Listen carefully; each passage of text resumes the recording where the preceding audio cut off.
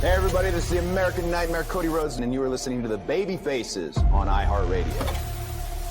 Hey guys, this is WWE superstar Tiffany Stratton, and you're listening to the Babyfaces on iHeartRadio.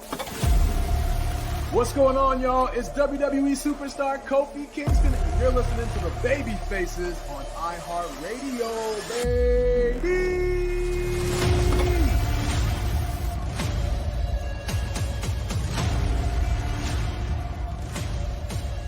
What's up, guys? You hear that music? That means we are back. It's the Babyfaces podcast only on iHeartRadio, powered by Kentuckiana's #1 country, 97.5 WAMZ, and the official sports talk radio of Louisville, Sports Talk 790 AM. My name is Austin Montgomery. We are fully staffed. I know Billy likes that. Billy, the kid, is back, and what a way to come back. It's been a couple months since we had an episode, and we have a huge, literally huge guest with us, WWE superstar Drew McIntyre. Dude, how you doing today, man? Mostly marvelous. I'm running around like crazy, and it's only 9:50 in the morning. I've been at it for 3 hours, but it's all good. I'm talking about Drew McIntyre, so that's not a bad thing. Talking about WWE and talking about all the arses I'm going to kick and the title I'm going to get back. And plus, it's freezing outside in Nashville, so me inside. I'm basically a local boy, actually, for Louisville. It's only 3 hours from where I'm at, and we're about to talk about the Raw in Cincinnati on the 24th. So just bear in mind, gang, when I'm at the show, I'm your hometown boy, basically. I'm only a few hours down the road. That's right. Yeah. You had a stint here in OVW. Do you remember your time here in Louisville when you spent here? What was that experience like when that was a developmental territory? Terrifying. I just moved from Scotland.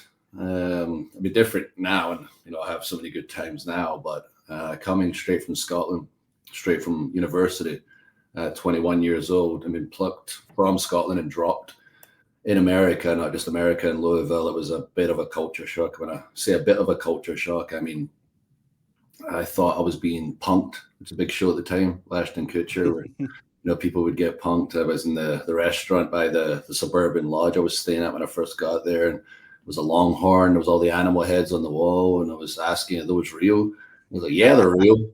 I'm like, why would you look at what you're eating? I don't understand. That was the first experience. And the same gentleman told me he was related to Robert Burns, a famous Scottish poet. Like every new year, everybody sings, should all acquaintance be forgot? He's from my hometown. I didn't realize that's a thing y'all did in America. He wrote that. And he told me, that's nice. Yeah, I thought everyone was playing in New Year in Louisville. When I first moved there in November, I was there for New Year's Eve, and it played. And I went, oh, that's for me? No one knows me here. I didn't realize it's a thing everybody does in America. But yeah, nonetheless, he told me he's related to Robert Burns, told me he was saving up money to go visit him one day. And I rushed back to the suburban lodge, said there's nothing Scottish on this Longhorn menu. Called my mom, told her the story, and she said, but he's been dead for hundreds of years. I went, yeah, why do you think I left the freaking restaurant and came back here? These people are crazy. That was day one. Only day one. Love it.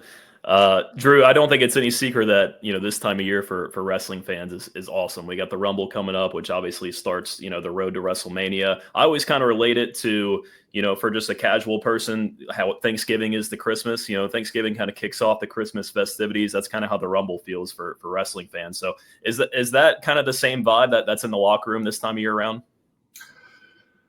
The Rumble's huge.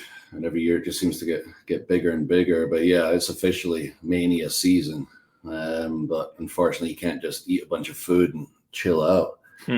Dang. You got to, after the Rumble you can, I guess. But you got to get in game shape in the Rumble, especially if you're in there for a long time. Like I've been in there for, lengthy periods in Rumbles of 20, 30 minutes. And, I ended up winning the thing a couple of times. It takes it out of you when you're in there for that long. And it's, a lot of try to pick people up over the top rope, a lot of actions that really, really wear you out. So you got to train, get ready for it. And there's tens of thousands of people there. And, if you win that one, you get the big shot at Mania. And if you don't win it, you want a good showing at Rumble to go into something interesting on the following television on Raw or SmackDown. Because as you say, it's the road to WrestleMania, and you want to start on the right foot to get a big match at WrestleMania. So speaking of Royal Rumble, like you said, you're no stranger to it. Actually, a winner of the 2020 Royal Rumble right before the whole world went to crap with COVID. if we can kind of explain like the vibes leading up to Royal Rumble and how can you compare this year's to 2020 when, you know, you're winning the Royal Rumble and the lead up to that is what was different and what kind of feels similar to what it was 5 years ago? I mean, I want to win. It's about the only similar thing.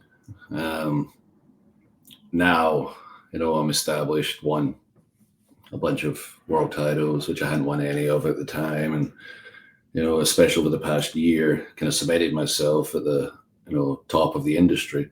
Mm-hmm. And back then, leading into Royal Rumble 2020, as long as I've been going, as much as I feel like I've achieved, I was still trying to smash through that ceiling to get to that next level. And Royal Rumble was the night it kind of officially happened. You know, they just kicked through the ceiling, they kicked through Lesnar's face, which was essentially the ceiling, and, you know, eliminated him from the Rumble, which when I came out, I was on a little bit of a run at the time, you know, beating a few people kind of quick and a chance on the mic to show about my real personality rather than angry Scottish man that I'd been for a couple of years. And when I eliminated, not just when I eliminated Brock, when I came out, like, people stood up, which was interesting because I wasn't doing anything to make you think McIntyre was going to eliminate Brock Lesnar, and Brock had eliminated half the Rumble by that point. But people just had a vibe in the air, you know, whatever it is, the presence, you know, give off, or just the physical aspect. Like, a lot of guys are small these days. I'm a bigger guy, I can match up to Brock. Whatever it was, people come up on their feet like something's going to happen. And then when Brock got eliminated, hearing that reaction so positive was awesome. But by the end, again, I've been in there for a long time. Edge returned after a 9-year absence. I've seen people turn on Rumbles. I've seen them turn on, you know, Roman Reigns and boo him when he's a good guy, when he's won the thing. I've seen the same thing happen to Batista. And, you know, they want Edge to win. He'd been gone for a long time, and there's a chance that was going to happen to myself. But it was pretty wild to hear that when I won it in the end, they reacted just as big as they did. And when I eliminated Brock earlier, and that was the night where I really stepped up to that next level. And, you know, these days, I am at that level, but I'm still challenging myself, pushing myself. And, you know, how can I not just be on top, but get to the next stage? Because there's always a next stage to get to. Yeah, that Rumble was certainly memorable. I definitely enjoyed seeing you win that one. It was a big moment. But, you know, this year you mentioned like the fan favorite and how they've been turned on sometimes. But I think the perennial fan favorite in this year's match is definitely going to be John Cena, as he announces, you know, his quest for his 17th world title, which would be the all-time record. He cut the promo on Raw on Monday, announcing his intentions to not only be in the Rumble but also win. I'm sure there's a lot of superstars on the roster. They'll have a couple things to say about that, though, including yourself. So, you know, what do you have to say to John Cena on his quest to win his 17th? Good luck. All I care about is I want time in that microphone with him, and I won that one-on-one match, and I'm going to make it happen one way or another. And let's just hope he doesn't end up in the ring with me in the Rumble, because the last person who got in my way of the Rumble last year that was aiming to main event WrestleMania was CM Punk, and I tore his tricep off the bone. So I might be asked Cena, you know, pick the muscle, pick the bone, because I'm tearing it or breaking it. Choose your opponents wisely, Cena. You heard it here on the Babyfaces first. You don't not want to match up with Drew McIntyre. Once again, we got Drew McIntyre on the show, Babyfaces podcast on iHeartRadio. They're going to be coming. WWE Monday Night Raw is going to be coming to the Heritage Bank Center in Cincinnati, February 24th. You can grab tickets at Ticketmaster.com. Before that, they're heading to Lucas Oil Stadium in Indianapolis, February 1st to kick off that month. Tickets also still available at a limited time. Drew, I want to talk about your last year, and I know, you know, some great wins, some tough losses, but the very fun thing that me and Billy always seem to agree about, the great thing and the most special thing about pro wrestling is being able to transcend your character and to continue evolving and stay relevant. And you've been able to do that, especially in the new age, to where you've cut some of your most passionate promos in the last year and a half. And you've also been relentless on Twitter. You've had a handful of moments on there. You're a meme king. Some people call you a troll. As we move on to the more unscripted nature of Netflix, what are you most looking forward to and to continue to develop that next chapter of Drew McIntyre going forward? I'm just excited to see what comes next. I have no plan as such. Obviously, I started trying new things, pushing boundaries, and you know, making sure that it's not just I'm playing a character on TV. It's like, this is who I am. Sometimes with the volume up, but I can go all across TV, social, these interviews right now and still be the same person. because that's who I am. And then I see a lot of people starting to mimic, what I did, and on television with the truth telling, and on social with the kind of style of I do interviews, etc. So it means, all right, cool, it's working. A few copycats, that's fine. It just means I up my game. I try different things, and maybe I go live in a couple of interviews, and I get a few things bouncing around my head. But it's more when I see an opportunity, I do it. I don't sit there and plan out, I got to do this here, I got to do this here. When I feel something, I do it. If I'm in a car, I feel something, I'll cut a promo. If I'm in the gym, I feel this right now, tell my wife, start filming, I'm going to say some stuff. It's the cool thing about right now. There's a lot going on. There's a lot of feelings. There's a lot inside. And there always has been, all this creative energy I have that I wasn't being able to get out in the environment I was in. But now it's an environment that encourages creativity. And the last thing I'm going to do is hold it in. I'm going to let it out in every possible way I can and deal with the repercussions. I think it's safe to say, Drew, you are one of the top contenders to win the Rumble this year, to go on to WrestleMania to compete for a world championship, which you did last year. You competed for a world championship at WrestleMania 40. One of the more iconic social media videos that we have is Austin filming the Damian Priest cash in, and then it pans to me, and I'm just sitting there like, no way that just happened. Billy was defeated. I was pulling for you so hard, dude. I was all in on your road to WrestleMania, and I loved that moment of seeing you win the title, only for it to be taken away just minutes later. So how does that fuel you going in to this year's WrestleMania, to come out, not only win the championship this time, but keep it for months on end? Yeah, I mean, that's the ultimate goal, is get the title and hold it for as long as I can possibly hold it. But right now I have very specific goals. I'd mentioned, my immediate focus is not the titles. I win the Rumble. Okay, I can pick whatever champion I want. It's not a priority right now. I'll pick it in the night of WrestleMania. I'm focused on taking out people that have wronged me, which is the members of the OG Bloodline. I made it very clear I'm targeting right now. Whatever happened at Raw last week, LA, it's not an excuse. Contact high had me distracted. What I've heard. Jake, a quick roll up. I beat him 10 times on TV before. He beat me one time with a fluke win. Does it make him better? No. Does it mean, well, he got me with that quick win, I guess it's all over. After everything he caused me and my family, I'll just let it go. No. I'm going to target him. I'm going to target his family. That's my priority right now. Win the Rumble. I know I've got the match at Mania. I'm going to continue taking everybody out that I want to take out. Do what I feel like doing. Say what I feel like saying. Then win the title. And just for those watching on YouTube, that this was the reaction.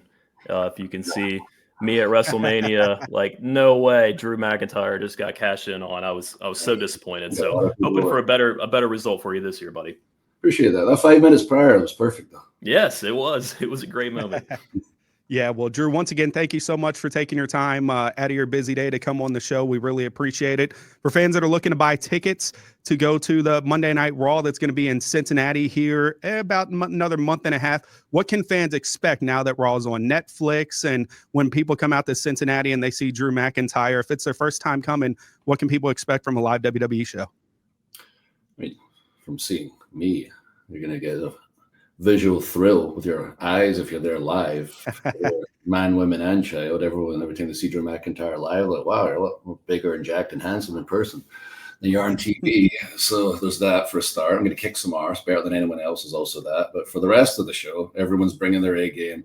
We're in February. We're getting towards WrestleMania. We're in Mania season. Everybody is really up in their game because they want to be on WrestleMania. And with the Netflix shows going on right now, every show has been treated, like a PLE, as it should be. So if you miss it, you're going to miss out. If you don't know already, we're for everybody. We're PG rated. There's a character for everybody. You'll connect to, be it one of the guys, the girls. The spectacle of the entrances are so amazing to see live, and the tickets, are so cheap when it comes to taking your family out for a night out, and at the water cooler the next day when everyone's talking about the wrestling, and you're going to be like, damn, I should have went along. I mean, your kid tells me, don't you love me? Why didn't you take me to the wrestling? Everyone was talking about the wrestling. Your kid wasn't there. You're going to have to feel like a bad parent. So get to the show. So don't let your kids miss out, and don't you miss out either. Thank you so much again, Drew McIntyre. We appreciate you coming on the show. One of the biggest guests that we've had on the show. It's truly an honor to have you. We look forward to seeing you at the Rumble. Also, member of Death Row Records on the side. So I'm working. Oh, heck yeah. Working on my rap album. That's right. Straight out of Compton, baby. Yeah. Get out of Air Scotland. I love to hear it, man. Well, Drew, you good luck in the Royal Rumble. Good luck going forward. Thank you for everything that you've done and everything that you sacrificed for not only our entertainment, but millions of wrestling fans around the world. And we look forward to seeing big things from you out of 2025, buddy. So I appreciate you guys. Thanks so much. See you all in Cincinnati. Thanks, man. Take care.